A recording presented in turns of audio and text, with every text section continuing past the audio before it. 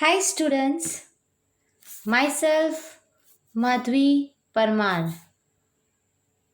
I am working as a biology teacher in Satkeval Vidya Mandir, Sarsa. આજે આપણે ધોરણ 12માં unit number 2 કે જેનું નામ છે સપુષ્પી વનસ્પતિઓમાં લિંગી પ્રજનનની પ્રક્રિયા એટલે કે sexual reproduction in flowering plant તેના વિશે આપણે અભ્યાસ કરીશું. તેનો એક ટોપિક છે કે જેનું નામ છે સ્ત્રીકેસર, જેને આપણે કહીએ છીએ જાયાંગ એટલે કે પિસ્ટિલ. તેના વિશે આજે આપણે થોડી માહિતી મેળવીશું કે સ્ત્રીકેસર અને જરાયુની રચના કેવી હોય છે. સ્ત્રીકેસર એટલે કે જાયાંગ, પિસ્ટિલ જેને આપણે કહીએ છીએ એ કેવું હોય છે, ક્યાં હોય છે, શું હોય છે, એના વિશેની માહિતી મેળવીશું. અહીં વિદ્યાર્થી મિત્રો સ્ત્રીકેસર એટલે એને બીજા નામથી ઓળખાય છે જાયાંગ અને એને ઇંગ્લિશમાં આપણે કહીએ છીએ પિસ્ટિલ. અહીં આ સ્ત્રીકેસર એ પુષ્પનું માદા પ્રજનન અંગ છે. જેમ આપણે જોયું હતું પુંકેસર, કે જે પુંકેસર હતું એ નરનું પ્રજનન અંગ હતું, એમ અહીં સ્ત્રીકેસર એ પુષ્પનું માદા પ્રજનન અંગ છે. સ્ત્રીકેસરની સંખ્યાને આધારે એના નામ પડે છે. એટલે કે જો સ્ત્રીકેસરની સંખ્યા 1 છે કે સ્ત્રીકેસરની સંખ્યા 2 છે કે સ્ત્રીકેસરની સંખ્યા 2 થી વધુ હોય છે, તો એના હિસાબે અહીં સ્ત્રીકેસરના ભાગ પડે છે, એટલે કે એના નામ અપાય છે. એટલે કે જો કોઈ પુષ્પમાં ફક્ત ને ફક્ત એક જ સ્ત્રીકેસર પ્રેઝન્ટ હોય તો આપણે એને એક જ સ્ત્રીકેસર ધરાવે છે એવું કહી શકીએ અને એનું નામ છે એક સ્ત્રીકેસરી. એટલે કે કોઈ પણ પુષ્પ કે જેમાં માદા પ્રજનન અંગ કે જે સ્ત્રીકેસર હોય છે એની સંખ્યા, એ પુષ્પમાં સ્ત્રીકેસરની સંખ્યા જો એક જ હોય તો એને કહેવામાં આવે છે એક સ્ત્રીકેસરી પુષ્પ. એટલે કે એ પોતે એક જ સ્ત્રીકેસર ધરાવે છે.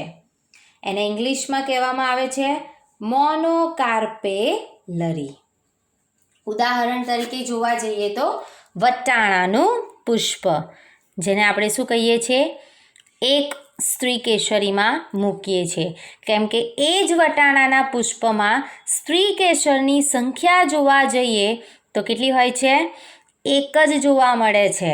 એટલા માટે એને આપણે એક સ્ત્રીકેસરી પુષ્પ કહી શકીએ છીએ.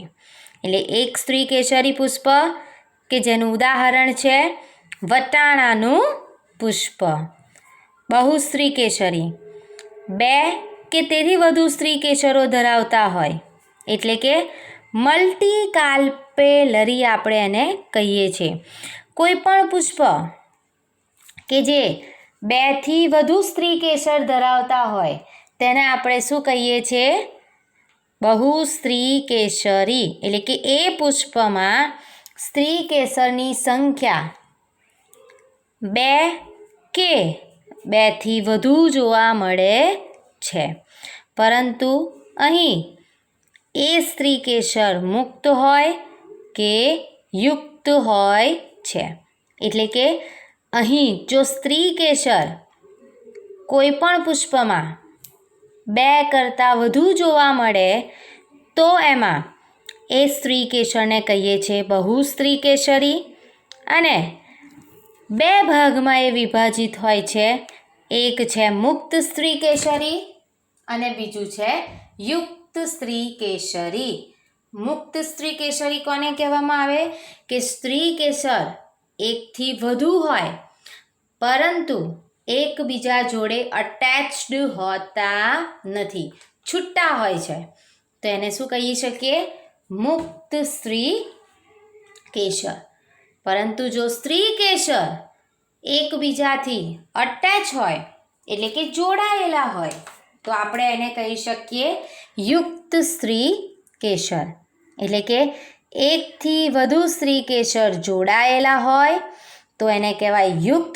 યુક્ત એટલે ભેગા હોય, અને એકથી વધુ સ્ત્રી કેસર એકબીજાથી કેવા હોય? મુક્ત હોય, એટલે છૂટા હોય, તો એને આપણે કહીએ છીએ મુક્ત સ્ત્રી કેસરી.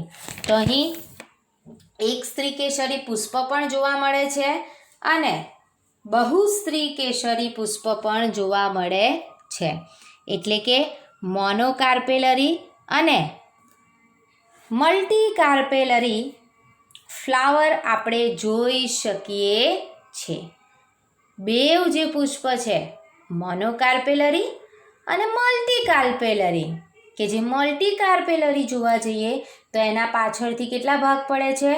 2 ભાગ પડે છે, યુક્ત સ્ત્રી કેસર અને મુક્ત સ્ત્રી કેસર.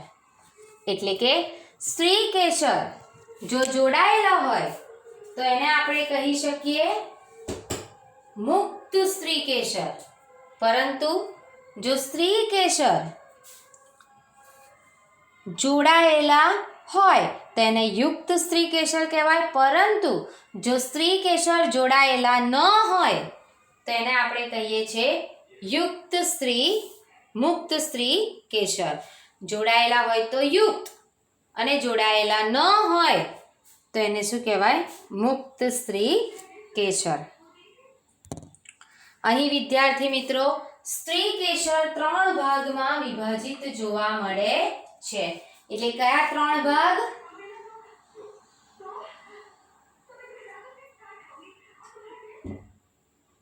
પરાગવાહિની,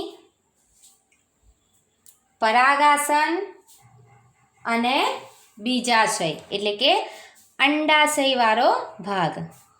પરાગાસન કોને કહેવાય? કે પરાગવાહિનીનો જે અગ્ર છેડો છે, એટલે કે સૌ પ્રથમ ઉપરનો છેડો કે જે કેવી રચના ધરાવે છે? ખીટી જેવી રચના ધરાવે છે, તો એને આપણે કહી શકીએ પરાગાસન. અને આ જ પરાગાસન પર પુંકેસરની પરાગરજ ઉડીને બેસે છે અને ફલનની પ્રક્રિયાનો પ્રારંભ કરે છે. એટલે કે પરાગરજ ગ્રહણ કરવા માટેનું સ્થાન કે જેને આપણે કહીએ છીએ પરાગાસન, એ ખીટી જેવી એટલે કે ચીકણું હોય છે અને એની ઉપર એ પરાગરજ ચોંટી જાય છે. જ્યારે એ પરાગરજ એની ઉપર ચોંટી જશે ત્યારે ફલનની પ્રક્રિયાનો પ્રારંભ થશે અને એ 2 કોષમાં વિભાજિત હોય છે. કોણ? વાનસ્પતિક કોષ અને બીજો કયો કોષ હતો? જનન કોષ. એ જનન કોષમાંથી 2 નરજન્યુઓનું વહન પરાગવાહિનીમાં પરાગનલિકા દ્વારા થાય છે અને ત્યાં ફલનની પ્રક્રિયા થતી જોવા મળે છે.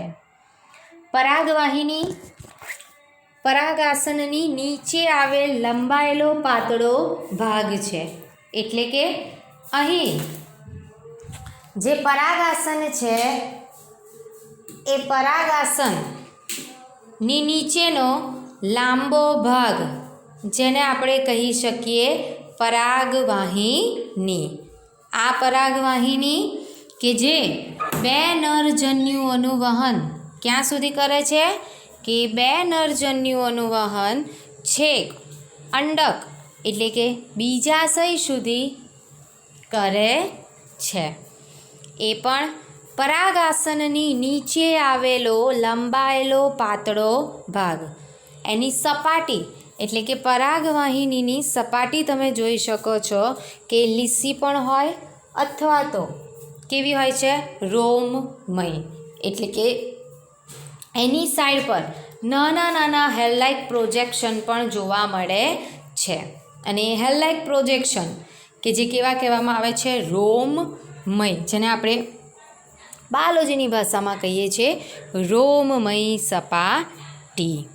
એટલે કે અહીં પરાગવાહિની પરાગાસનની નીચે આવેલો લંબાયેલો પાતળો ભાગ છે. એની સપાટી લીસી અને રોમમય જોવા મળે છે.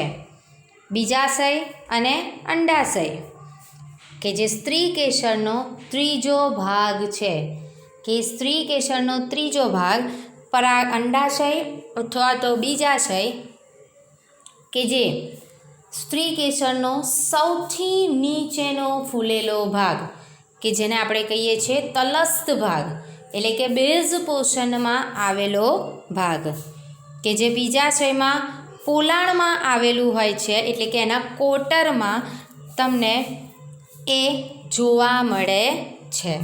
આ પોલાણની અંદરની બાજુ જરાયુ એટલે કે પ્લાઝેન્ટા આવેલું હોય છે અને બીજાશયના પોલાણમાં જરાયુની વિવિધ પ્રકારની ગોઠવણીને આપણે કહીએ છીએ જરાયુ વિન્યાસ. એટલે કે સિમ્પલ વેમાં જોઈએ તો વટાણા હોય એ વટાણાની અંદર રહેલો દાણો કે જેનો અંડક કહેવામાં આવે છે, એની સાઈડ પર રહેલી સ્પેસ કે જે આપણે શું કહીએ છીએ?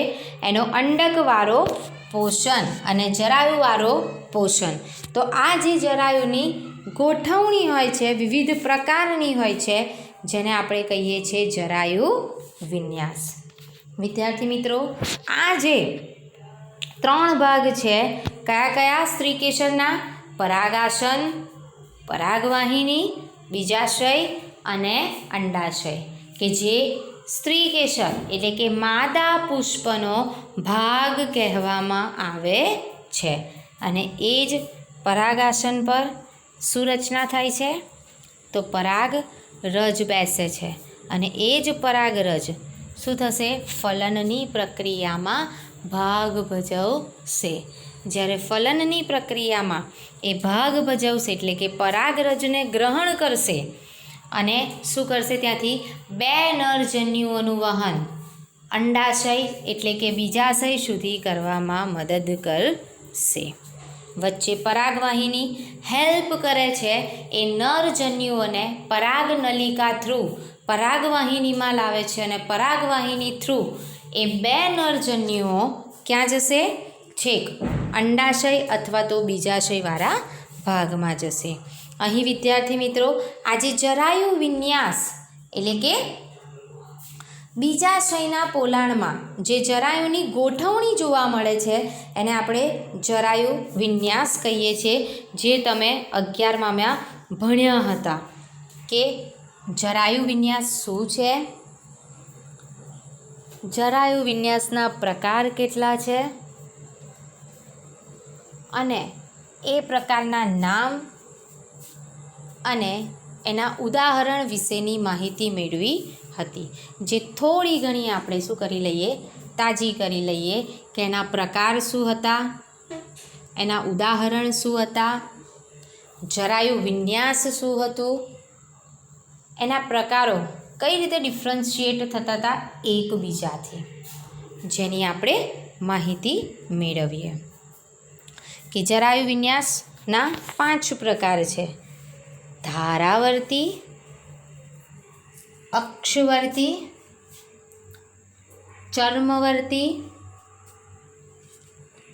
મુક્ત કેન્દ્રસ્થ અને તલસ્થ. એટલે કે ધારાવર્તી ધારાને સ્પર્શ કરતા અંડકની રચના જોવા મળે છે. એ ધારાને સ્પર્શ કરતી અંડકની રચના કે જેનું ઉદાહરણ છે વટાણા. તમે વટાણામાં જોઈ શકો છો કે એ વટાણા કે જે એના દાણા છે એ કેવું છે? વટાણાનું જે ફોતરું હોય એને ટચ થઈને જોડાયેલા જોવા મળે છે અને અમુક અંતરે એ ગોઠવાયેલા જોવા મળે છે. પરંતુ એ ધારાને સ્પર્શ કરીને ત્યાંથી શું થાય છે? જોઈન્ટ થયેલા હોય છે. દેટ મીન્સ કે આપણે એને કહી શકીએ ધારાવર્તી જરાયુ વિન્યાસ. સેકન્ડ, અક્ષવર્તી. અક્ષવર્તીનું ઉદાહરણ છે જાસૂદ. જાસૂદ જે જનરલી આપણે જોઈએ છે કે એમાં અક્ષ, એની મેઇન અક્ષ હોય, ત્યાં શું હોય, એના જરાયુ એટલે કે અંડકની ગોઠવણી જોવા મળે છે. ચર્મવર્તી. ચર્મવર્તીનું ઉદાહરણ છે દારૂડી અને રાઈ. ચર્મવર્તી એટલે એક્ઝેક્ટ ધાર ઉપર શું થાય છે, એ જોવા મળે છે. મુક્ત કેન્દ્રસ્થ એટલે કેન્દ્રમાં એટલે કે સેન્ટરમાં ગમે ત્યાં મુક્ત રીતે ત્યાં જરાયું સ્થાન પામેલું હોય છે. જેનું એક્ઝામ્પલ છે ડાયન્થસ એટલે કે લૂણી, અને તલસ્થ એટલે કે બેઝ પોર્શનમાં એનો જરાયું હોય તો એનું ઉદાહરણ છે સૂર્યમુખી. તમે જોઈ શકો છો સૂર્યમુખીમાં 2 પ્રકારના પુષ્પો હોય છે. એક હોય છે કિરણ પુષ્પક અને બીજું હોય છે બિંબ પુષ્પક. કિરણ પુષ્પક કે જેનું નામ આપણે કહીએ છીએ કિરણ પુષ્પક, એટલે કે જે યલો કલરની પેટલ્સ હોય છે, પાંદડીઓ હોય છે, એની કહેવાય છે કિરણ પુષ્પક. અને એક્ઝેક્ટ સેન્ટરમાં નાની નાની પાંદડીઓ હોય છે જે અંદર ખૂંપેલી હોય છે, જેને આપણે કહીએ છીએ બિંબ પુષ્પક. આમ જરાયુ પરથી મહાબીજાણુ ધાની ઉદ્ભવે અને એને આપણે શું કહીએ છીએ, અંડક અથવા તો બીજાંડ કહીએ છીએ. આમ બીજાશયોમાં અંડકોની સંખ્યા કેટલી છે એને આધારે એના શું કરે છે, પ્રકાર પડે છે. જો બીજાશયોમાં અંડકની સંખ્યા 1 હોય તો એને શું કહેવામાં આવે છે, એના ઉદાહરણ ઘઉં, ડાંગર, કેરી. ઘઉં, ડાંગર, કેરી. કેરીમાં એ તમે સ્પષ્ટપણે જોઈ શકો છો. કેવી રીતના, તો કેરીની અંદર રહેલો ગોટલો કે જેની સંખ્યા કેટલી છે, 1, તો એ શું થયું, એક જ અંડક ધરાવે છે. સેમ મીનવાઇલ તમે ઘઉં અને ડાંગરમાં પણ એ વસ્તુ જોઈ શકો છો. અનેક એટલે કે 1 કરતાં 2 કરતાં વધારે અંડકો પ્રેઝન્ટ હોય. જો 2 કરતાં વધારે અંડકો પ્રેઝન્ટ હોય તો એ સંખ્યા કેટલી થશે, અનેક. અને જ્યારે અનેક સંખ્યા થશે ત્યારે એનું ઉદાહરણ છે પપૈયું, તરબૂચ, ઓર્કિડ. તમે પપૈયા, તરબૂચમાં ખાસ કરીને જોયું હશે કે એમાં અંડકની સંખ્યા એટલે કે એની અંદર રહેલા એના બિયા નાના નાના એની સંખ્યા તમે જોઈ હશે તો પપૈયામાં બી હોય છે એ 1 કરતાં 2 કરતાં કેવા હોય છે, વધારે હોય છે.